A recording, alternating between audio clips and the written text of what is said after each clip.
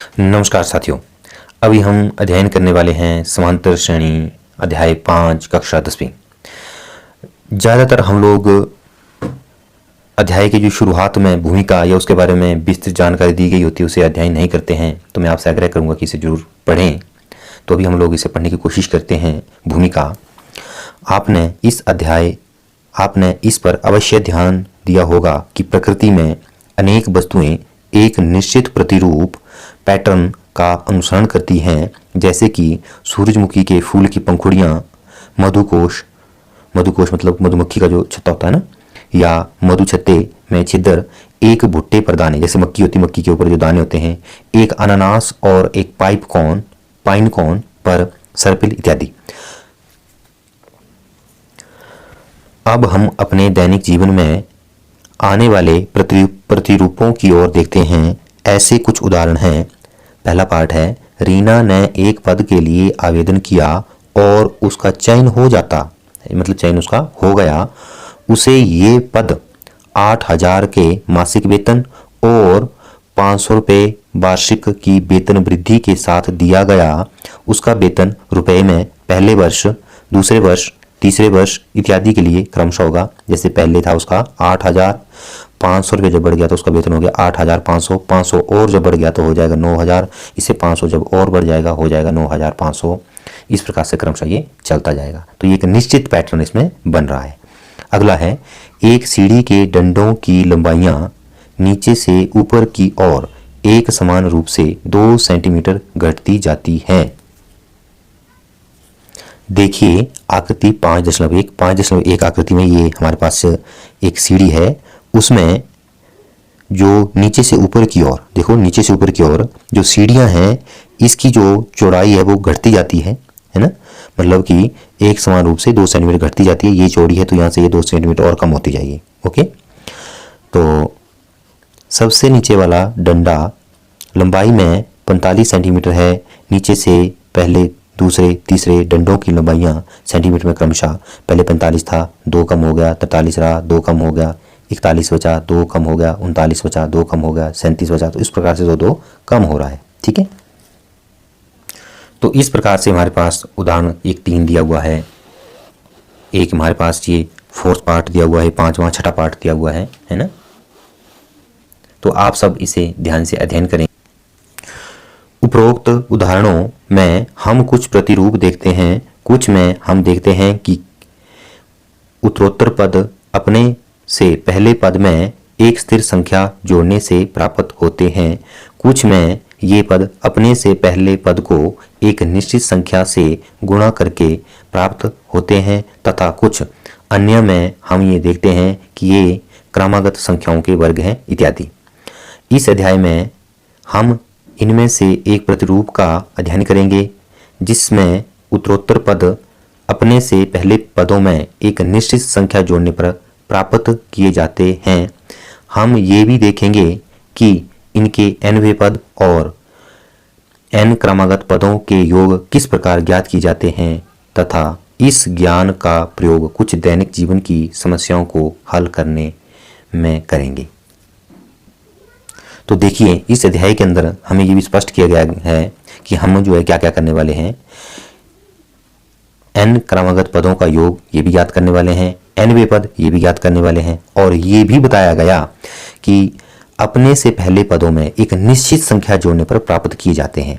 मतलब कि ये जो श्रेणियां बनती हैं, जिसको हम लोग इंग्लिश में अर्थमेटिक प्रोग्रेशन बोलते हैं, ये जो श्रेणियां बनती हैं, जैसे मान लो हमारे पास ये संख्या 1 है, 1 2 3 4, तो 1 और 2 के बीच में गैप कितना है? 1 का। 2 और 3 के बीच में गैप कितना है? 1 का। 3 और 4 के बीच में गैप कितना है? 1 का। यहाँ हमारे पास एक नीचे संख्या दी हुई है 100, 70, 40, 10।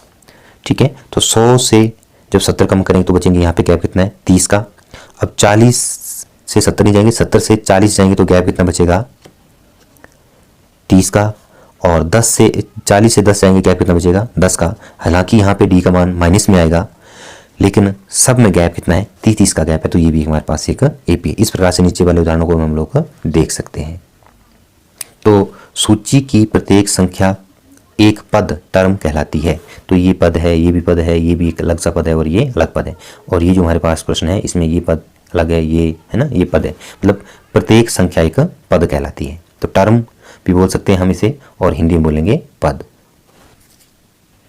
देखिए पृष्ठ संख्या 105 कक्षा 10वीं की जो पुस्तक है उसमें हमारे पास समांतर श्रेणी की परिभाषा दी हुई है। अतः एक समांतर श्रेणी संख्याओं की एक ऐसी सूची है जिसमें प्रत्येक पद पहले पद के अतिरिक्त, मतलब पहले पद को छोड़कर, अपने पद में एक निश्चित संख्या जोड़ने पर प्राप्त होता है। ठीक है, फिर से पढ़ेंगे। एक समांतर श्रेणी संख्याओं की एक ऐसी सूची है जिसमें प्रत्येक पद पहले पद के अतिरिक्त, जो पहला पद होगा उसे छोड़कर, अपने पद में एक निश्चित संख्या जोड़ने पर प्राप्त होता है।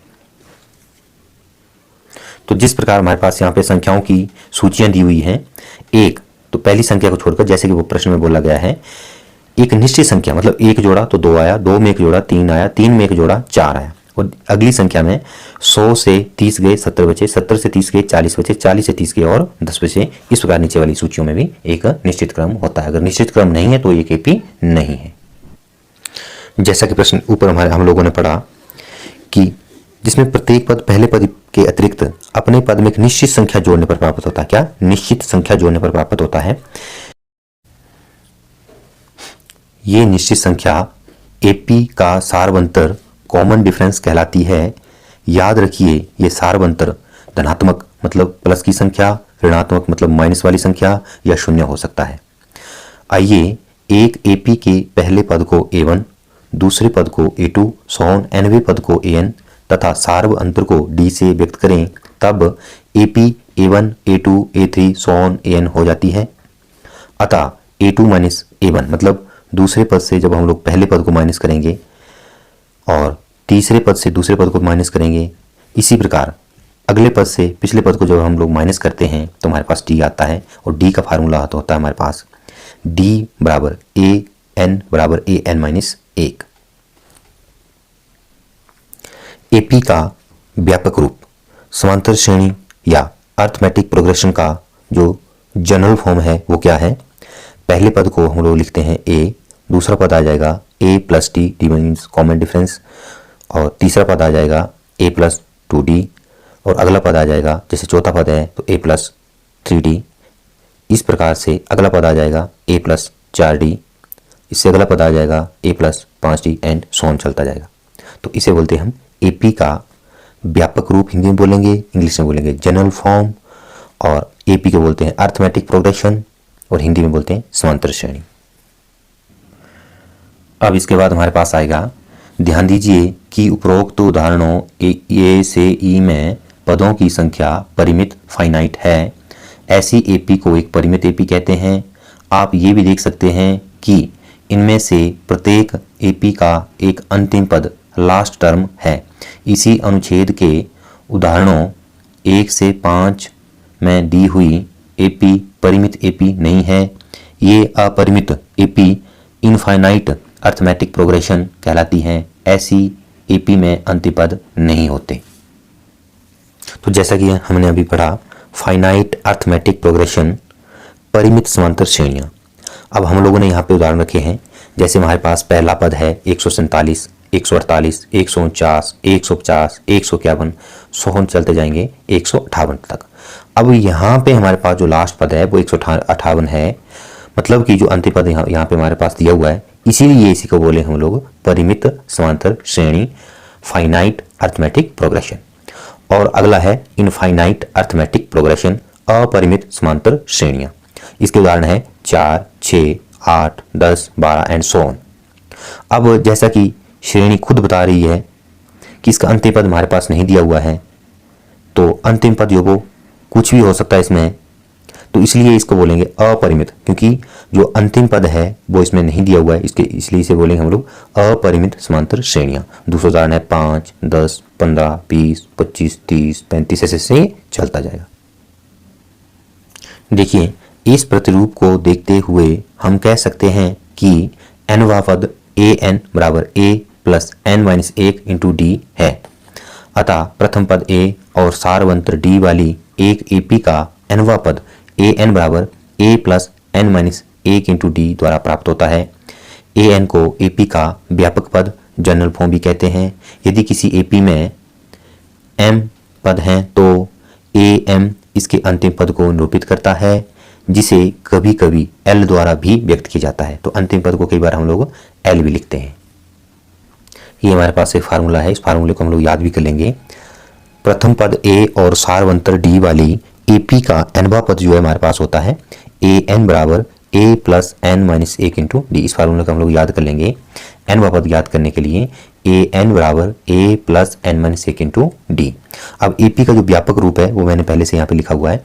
पहला पद जो हमारे पास आएगा ए, दूसरा आएगा ए प्लस डी, अगला पद आएगा ए3 ए प्लस 2d, अगला पद आएगा ए4 ए प्लस 3d, मतलब कि ए5 तो ए प्लस 4d, मतलब कि जो हमारे पास n है n से एक कम करके उसकी d के साथ गुणा करनी है। देखो 3 है तो यहाँ 2 है ना, एक कम, 4 है तो यहाँ पे 3 है, यहाँ 2 है तो एक कम करके 1 है ना। यहाँ पे पहला पद तो a आ जाएगा, ठीक है, क्योंकि 1 से 1 जाएगा तो 0, तो 0 तो यहाँ पे काउंट नहीं होगा। तो ये एपी का हमारे पास व्यापक रूप है, जनरल फॉर्म भी इसको हम लोग बोलते हैं। किसी एपी के प्रथम n पदों का योग s से हम लोग लिखते हैं, सूत्र उसका है s बराबर n/2 ब्रैकेट के अंदर 2a plus n minus 1 bracket के बाहर d से प्राप्त होता है, ठीक है। यदि एक परिमित एपी का अंतिम पद मान लीजिए n पद l है तो इस एपी के सभी पदों का योग s सूत्र s बराबर n/2 ब्रैकेट के अंदर a प्लस l से प्राप्त होता है। तो देखिए जैसे कि हमारे पास एक एपी ये दी हुई है, एक ये है, तो अगर इस एपी में n पद ज्ञात करना है तो हम इस फार्मूले का इस्तेमाल करेंगे। अगर इस एपी का हम लोगों ने योग याद करना है, जैसे मान लो कि 147 जमा 148 जमा 149 जमा 150 जमा 151, इस तरह से अगर इसका हमने योग याद करना है तो जो फार्मूले हमने अभी पढ़े हैं उनका हम लोग इस्तेमाल करते हैं, जो कि ये है s बराबर n/2 ब्रैकेट के अंदर 2a प्लस छोटी ब्रैकेट के अंदर n माइनस 1 इंटू डी बड़ी ब्रैकेट 1 से प्राप्त होता है, ठीक है। अगर l जो है n पद दिया तो हमारे पास हम लोग इस फार्मूले का इस्तेमाल करेंगे। तो मुझे लगता है कि हम लोगों ने कक्षा 10वीं के पाठ्यक्रम अनुसार एपी के अंदर जितना जितना हमें ज्ञान होना चाहिए उतना हम लोगों ने पढ़ लिया है। आपने वीडियो को ध्यान से देखा, इसके लिए शुक्रिया। वीडियो को लाइक करें, शेयर करें और चैनल को सब्सक्राइब करें। धन्यवाद। जय हिंद।